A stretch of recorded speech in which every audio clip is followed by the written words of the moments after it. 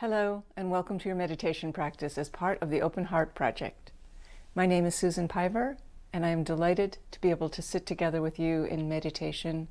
We're going to sit together today for 10 minutes, so please get settled, whether you're seated on a cushion on the floor with your legs crossed loosely in front of you, as I am, or in a chair with your feet flat on the floor. And both are totally good.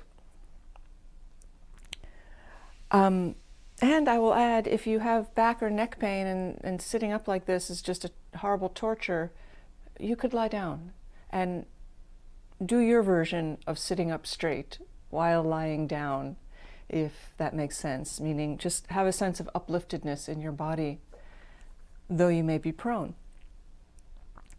So as we get settled, I want to share with you a little bit about the fifth step on the Noble Eightfold Path.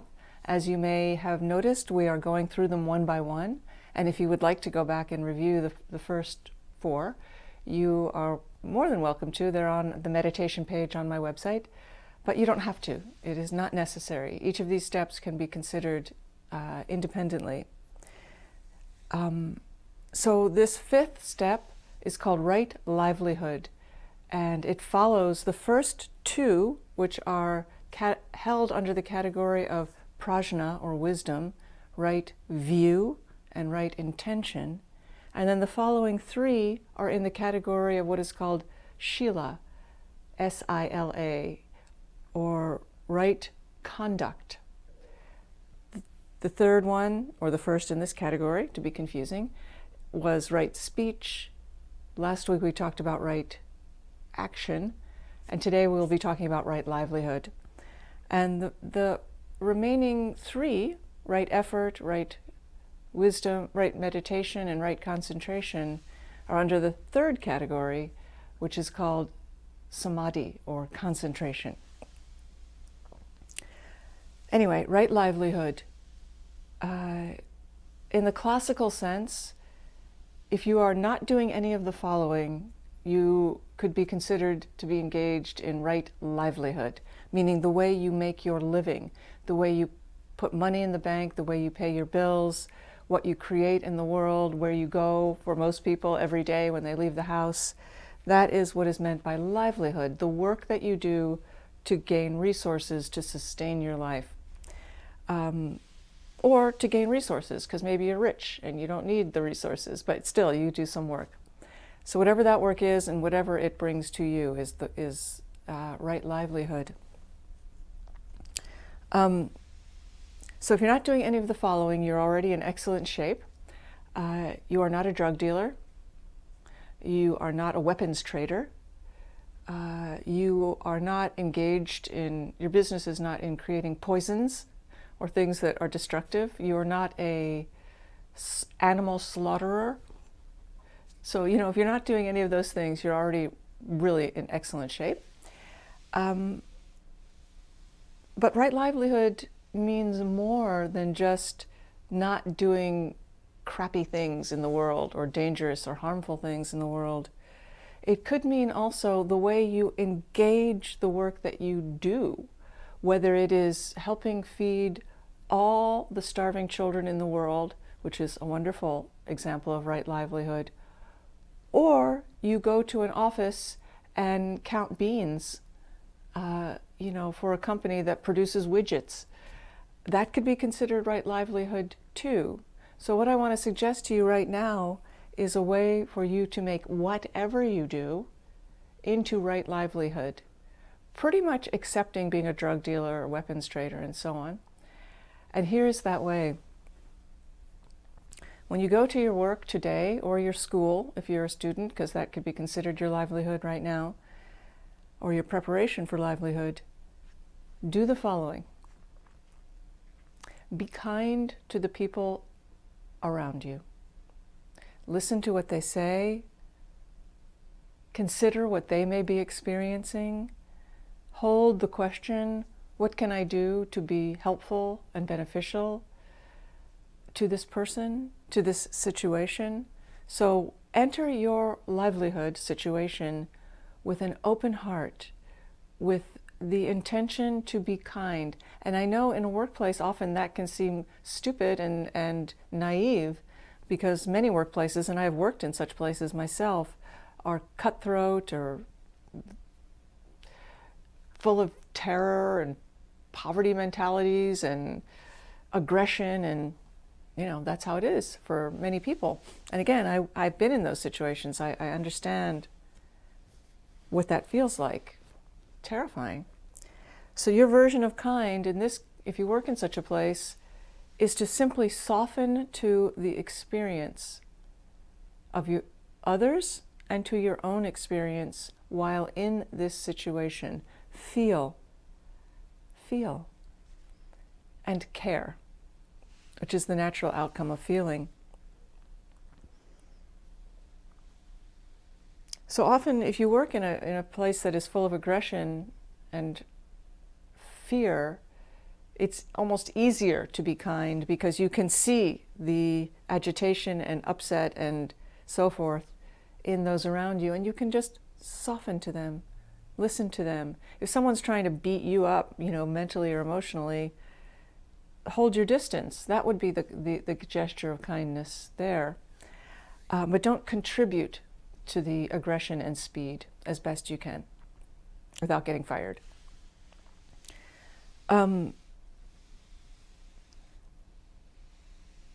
So I guess the last thing I'll say about right livelihood before we go to our practice is that it involves money. And money is often considered highly suspicious in a spiritual context or in the context of any thinking that is about doing good in the world or being an upstanding person, righteous, and so on. But I want to encourage you to not be afraid of money. I have been terrified of money for most of my life, but I'm just starting to learn how not to be afraid of it, how not to consider it as evidence of my worth or as a sign of my success or failure, but simply as something that is a result of my own, skillfulness in the world. And also sometimes there's luck, but anyway, please don't be afraid of money. Don't be afraid of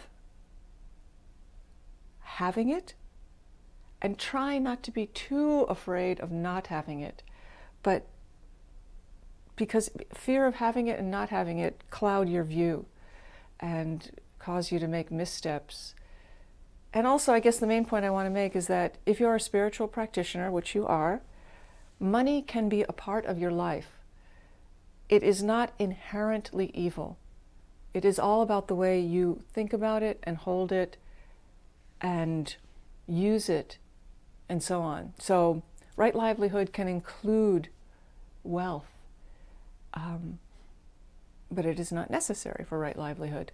So I'll close by sharing with you something I just read this morning by Chogyam Trungpa Rinpoche, words said by Chogyam Trungpa Rinpoche, the Tibetan meditation master who of the last century, let's say, about how to be successful at work, how to make your right livelihood also a success, which is awesome. And it's really great. He said, if you can maintain your sense of humor and a distrust of the rules laid down around you, there will be success. So I'll just repeat that and we'll go right to our practice. If you can maintain your sense of humor, deeply important, and a distrust of the rules laid down around you, be awake. In other words, keep your eyes open. Don't just assume that the way things done or the way things have to be done. There will be success. Interestingly, it doesn't say you will be successful. He says there will be success. So if you maintain a sense of lightheartedness and wakefulness, success will arise. I'll leave it at that. So right livelihood is our contemplation for this week, for today, and without further ado, let's begin our practice.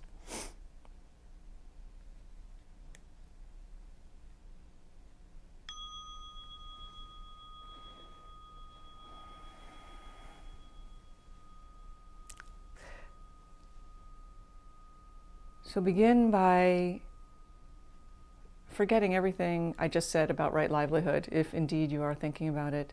And while you're at it, forget about anything you may be thinking about, and feel your body seated on the cushion or chair.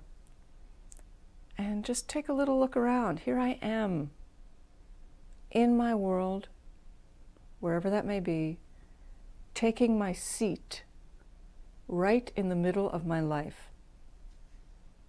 Boom. The hands can rest palms down,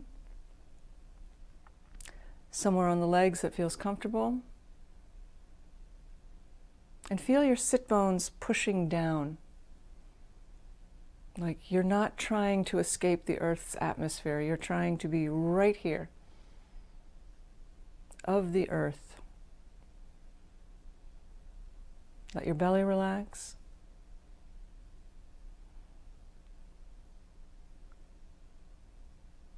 Feel the strength of your back body as it holds you up. And let your shoulders relax.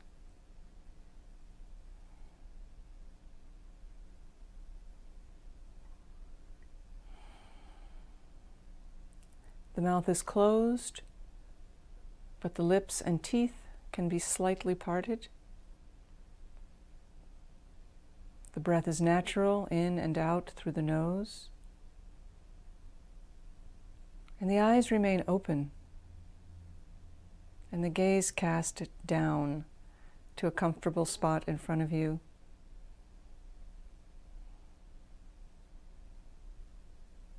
Let the eyes be soft.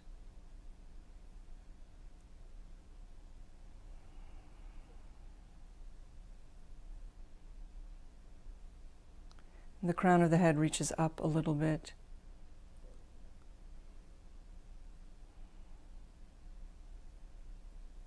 Feel your body breathing.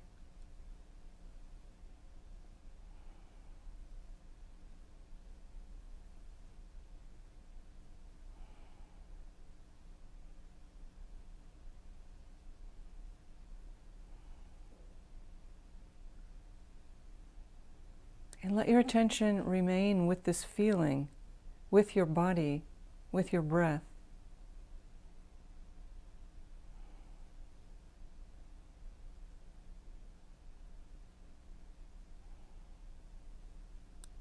And if your mind strays into thought, that's fine. When you notice this, say to yourself silently, thinking. That's what I was doing. I was thinking. Let go. Doesn't matter what the thought was about, truly. Bring your attention back to the breath. And instead of doing thinking, do breathing. And if attention strays again, no problem. Again, let go. Come back. And begin again. You can begin again 1 billion times. There is no limit. So we'll sit together.